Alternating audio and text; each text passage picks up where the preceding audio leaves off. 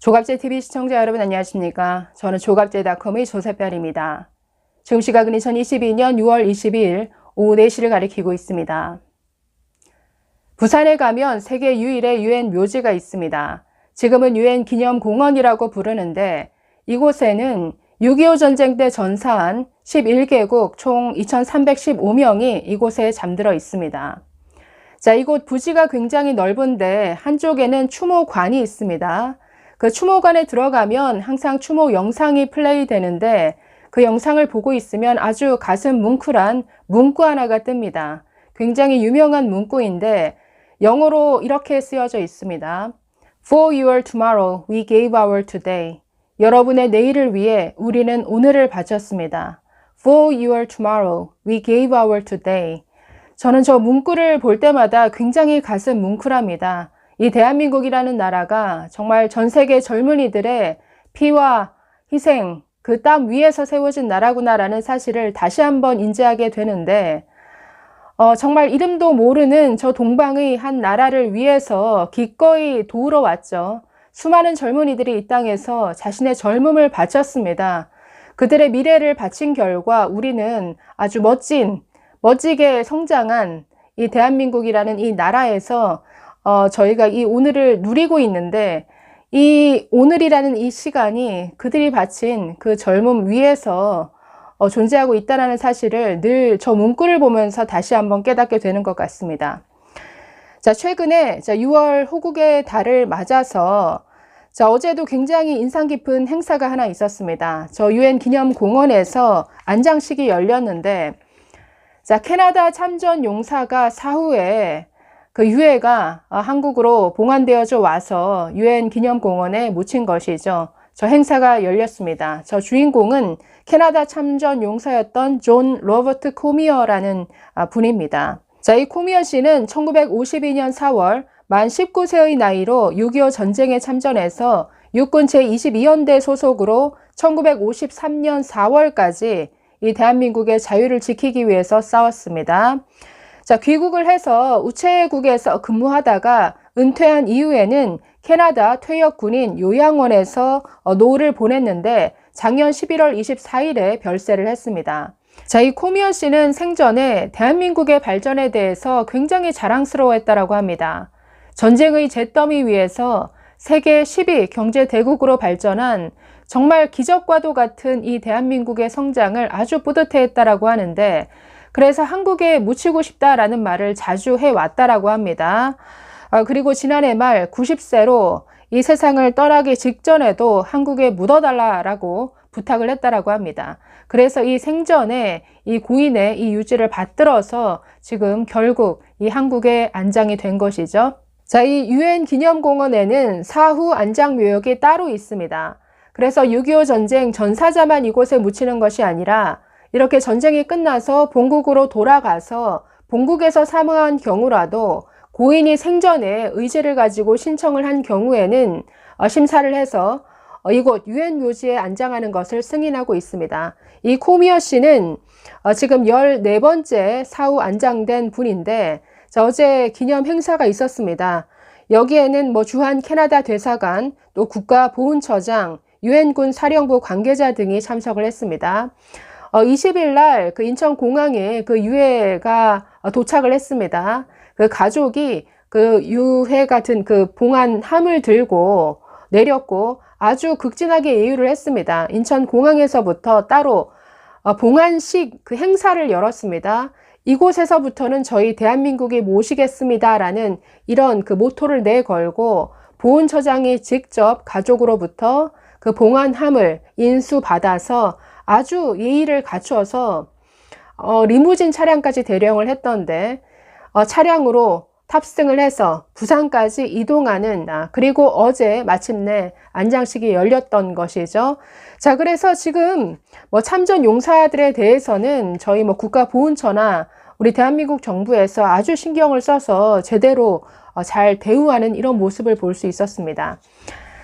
사실 지난 5월 바이든 대통령이 우리나라를 방문했을 때 평택 공장을 방문을 했었죠.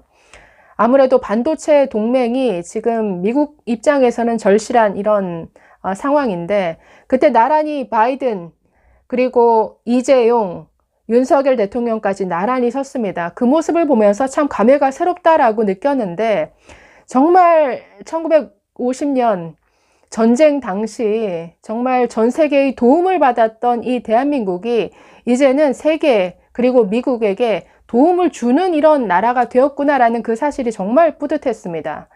그리고 이 참전용사들 입장에서도 사실 여러 그 인터뷰한 내용들을 보면은 대한민국이 이만큼 성장한 것에 대해서 굉장히 자부심을 가지고 인터뷰를 합니다.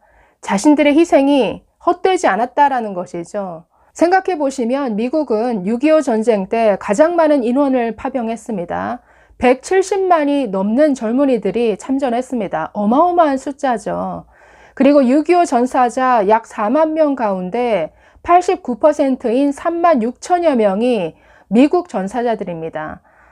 그래서 사실은 미국과 대한민국은 정말 혈맹이라는 말이 너무나 딱 맞는 이런 관계인데, 미국이 참전한 나라들이 사실 그 이후에도 많죠.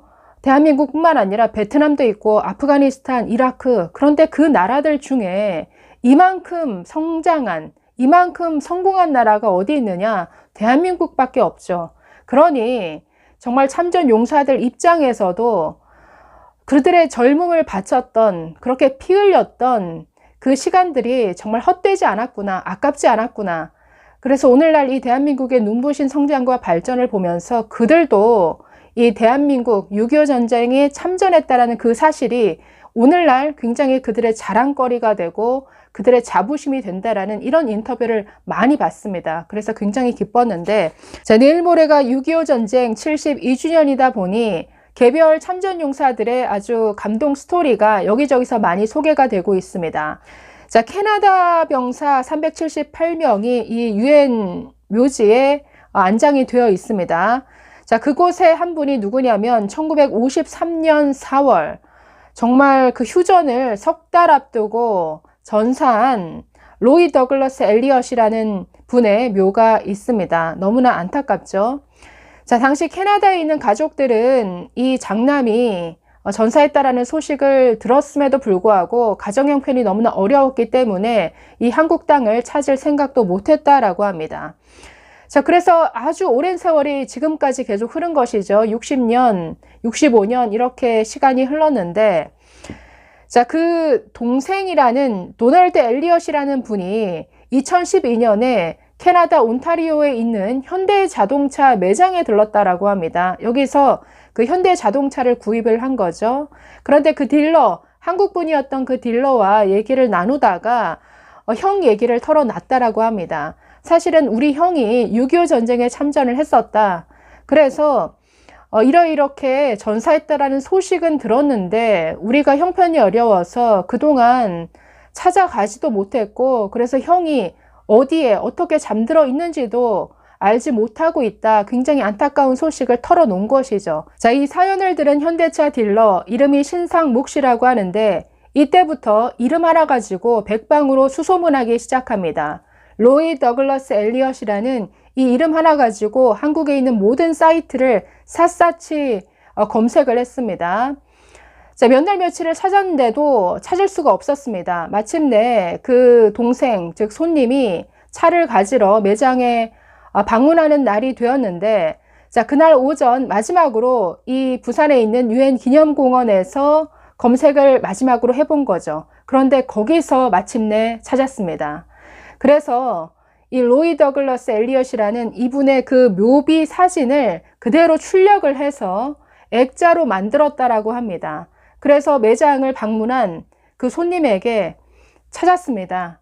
여기가 형이 잠들어 있는 묘입니다. 라면서 그 묘비 사진을 건넸다라고 합니다. 그래서 정말 감동해서 그 액자를 부둥켜 안고 아주 오랫동안 통곡을 했다라고 하는데, 그럼에도 불구하고 뭐 형편상 부산을 찾을 수는 없었지만 기적이 일어났습니다. 국가보훈처에서 이 가족들을 초청한 것이죠. 이 사연을 듣고. 그래서 마침내 2015년 60여 년 만에 형이 잠들어 있는 곳을 찾아서 그 묘비를 끌어안고 아주 엉엉 울었다라는 이런 소식이 또 전해졌습니다. 그래서 이 외에도 정말 참전 용사들과 관련된 아주 감동적인 스토리가 많은데 앞으로 또 하나씩 소개를 해드리도록 하겠습니다. 네, 이만 마치겠습니다. 감사합니다.